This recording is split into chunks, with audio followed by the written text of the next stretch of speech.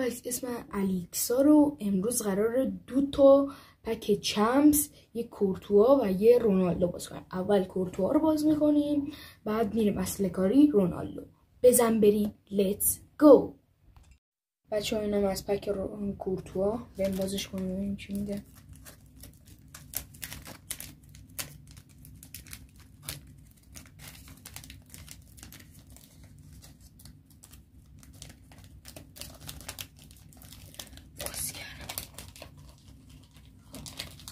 بریم ببینیم چی میده.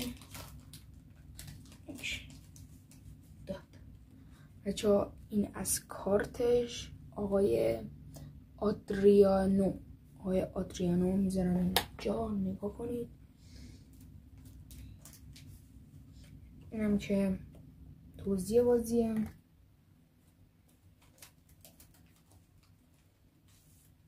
و اینم برچسبشه، میذارم اینجا. بزن بریم برای رونالدو باز کنیم. خب بچه ها اینم از پک رونالدو، بازش کنیم.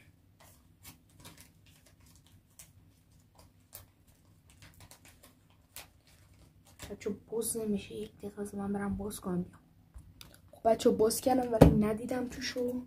بریم اول ببینیم کارتش چی بود. یه کارت خوبی نیست.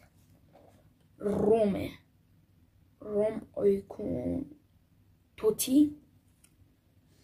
بله توتی داده. میذارم اینجا.